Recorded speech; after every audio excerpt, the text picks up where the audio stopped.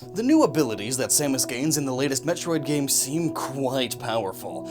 In fact, I would say some even make her insanely overpowered outside of game mechanics. Hidden deep within the Chozo complex, I find myself awed at the great temples we get to experience. Within each temple, there is a large statue that bears the symbol of the ability that is held within. You are then presented with a large bird's mouth that, once you morph ball into, swallows you whole.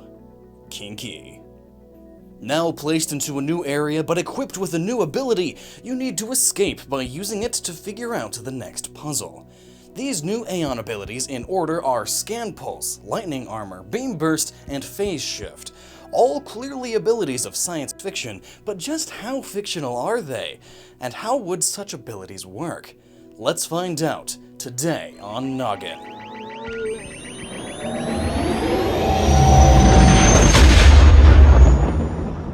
And speaking of power-ups in video games, you know what powers up your gaming? Being properly energized. And that's where Catalyst Mints come in. Perfectly portioned, caffeinated mints that leave you playing strong and without the crash in the end.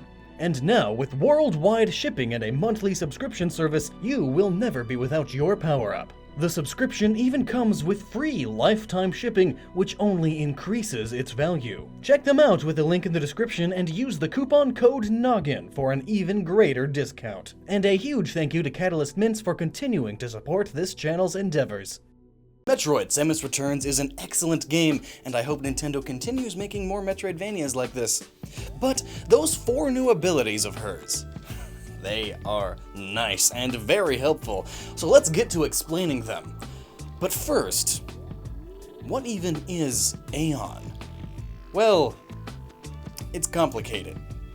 So let's wait until we need to explain it to explain an ability. For now, just know that Aeion is the power source of these abilities. A sort of battery. The Scan Pulse ability is the first of the new Aeion abilities that Samus has at her disposal. This ability is pretty straightforward. You activate the pulse and it fills your map with a grayed out silhouette of rooms around Samus. It also highlights breakable blocks for about 5 to 10 seconds. This ability is a godsend when you find yourself lost or just plain stumped on where you need to go. Anything to prevent you from breaking immersion and looking up a walkthrough, really. This Scan Pulse is rather tame in comparison to the other abilities we see Samus obtain. So tame that it can be explained with today's technology, in fact. Currently, our similar technology is called STI, or Subterranean Target Identification, created by Silicon Graphics Incorporated, also known as SIG. Man, these guys love acronyms. The technology uses sound waves to create a profile of the ground. You start with some sort of loud sound like an explosion, and the microphones pick up the sound waves as they pulsate and bounce around underground. And the software then creates a profile. The technology is mainly used to find oil, but has recently been used to help military personnel in finding bunkers and hidden tunnels. The same application that our favorite bounty hunter uses it for. Hers, though, seems to be based on a loud ping instead of an explosion, with her suit's computer system creating a visual representation of the weakened, breakable blocks, and her map is updated with some vital information as well, but still it's not a full map. Rather, it's the computer making estimates about where things are. But as of now, it cannot confirm it 100%. Though for the sake of gameplay mechanics, it is 100%, but you know what I mean.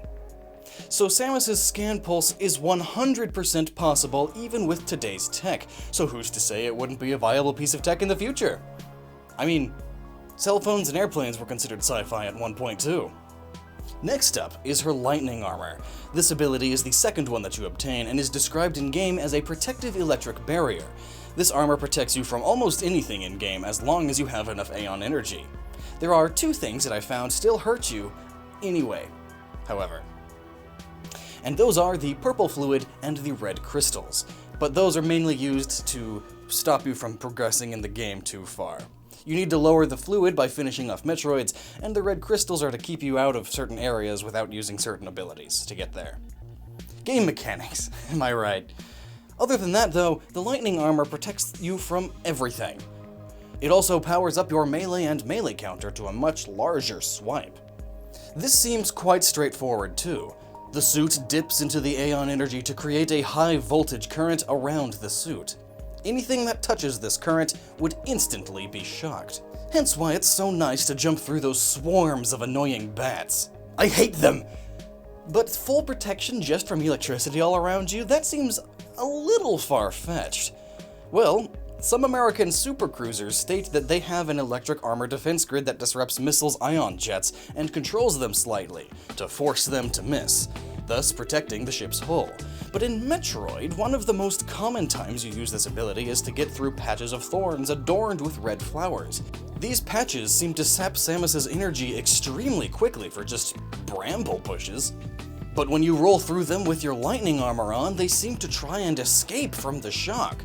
Great, more sentient alien plants. It seems that this defensive armor follows the old adage, a good offense is a great defense. This explains why non-organic objects like liquid and the crystals still hurt Samus when she touches them, as they don't retract or pull away from the shock. In a way, this armor acts like an invisible electric fence. Organic things don't want to touch it, and they get tased just before hitting Samus. And as for other things that it protects that wouldn't necessarily be sentient like the drops of acid, well, the electricity simply zaps and evaporates it. And this plays right into the additional ability that the lightning armor grants, the melee ability increase. One swipe is able to eradicate a huge swarm of bats or small creatures, and gives a large increase to the range of the counter. Simply because lightning energy is all around you, and swinging your arms moves that lightning ability around you because, well, your arm is part of you. Science is pretty interesting. The third ability you receive is the Beam Burst. This is also a welcomed ability, especially after those pesky automated turrets show up, as they take an immense amount of damage before they blow. The Beam Burst boosts her arm cannon's power to new heights, letting you fire much faster automatically, saving your thumb from fatigue. This ability is rather straightforward and acts as a separate beam. Once you activate the ability, your gun glows and you lose the ability to swap between your normal beam and ice beam. You are still able to swap to your grapple beam, however, for those quick getaways. The new beam is orange in color and does not affect your rockets. The beam also boosts damage of whatever beam you currently have. Once you get the plasma beam, this upgrade boosts your gun to the maximum damage it can be naturally. And Samus's gun seems to be based off of an energy beam weapon, so it's possible that if you simply add more Aeion juice, the gun will be stronger. There are only a few ways to make a laser more powerful, either changing the wavelength or the output power. With the added Aeion energy, the gun is sent into an overdrive mode, where it fires much faster and at a stronger damage output. Simple stuff. You add more power to a thing that's based on power, and it gets more powerful. And it makes a lot more sense after we explain Aeion energy more clearly. But first, the final ability is the one that I found myself using more in boss fights than in puzzles. It's the Phase Shift ability. This ability is one of the more insane abilities that Samus gains from this new title. Phase Shift is a pretty intense name too, and one that actually helps give us some insight into what this ability does. It seems to slow down time to where you're able to run across the unstable blocks that would normally break apart the instant you step on them. They still break, of course, but at a much slower pace. This ability slows down time for everything but the user, by using ridiculously large amounts of Aeion energy. So, time manipulation. Now that's one humans still haven't quite figured out. So to start with this, we need to explain what Aeion energy could be.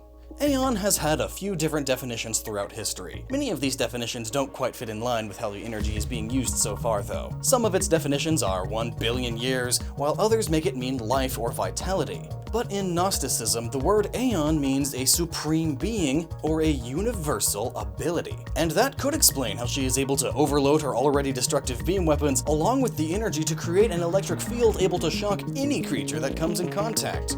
The proverbial power of the Chozo gods, or God, is gifted to our heroine through its high energy. And what are gods to a super spiritual yet scientifically advanced race? Well, some people theorize that a fourth or higher dimensional being would be the equivalent of a god to us. Perhaps the Chozo found a fourth dimensional entity with all of their spiritual power and were able to make contact and gain the Aeon's power.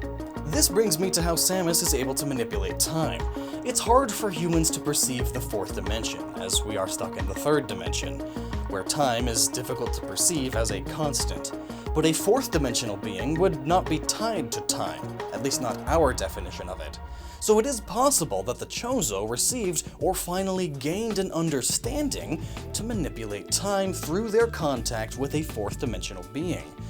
Instead of time travel, which has many problems leading to it being very improbable to possibly even impossible, time manipulation is much more reasonable, much like how gliding is much more reasonable than flying back in the 1800s.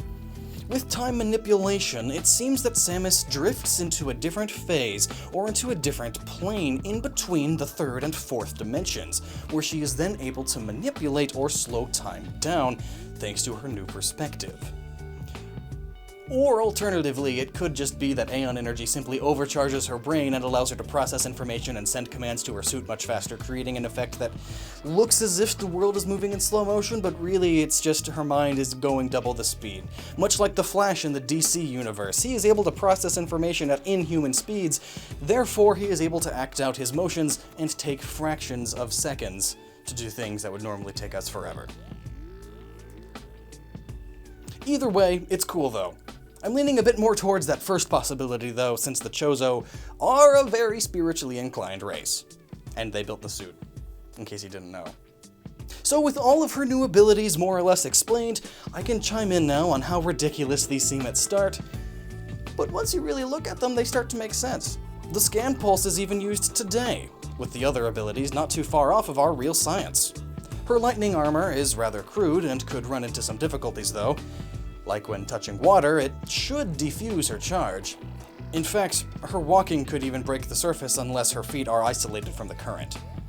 Her burst beam is a nice complement to her already strong weaponry, and then her final ability, Phase Drift, is pretty powerful, granting her what could easily be perceived as a superpower. I guess you could say that Metroid is no stranger to power creep. And now I just can't wait for the next game when we'll lose all these abilities and gain them all back again. Lovely. Well, I hope you had a ball watching this video. Feel free to share it around and support this channel if you'd like, and until next time, please remember to never stop using your noggin.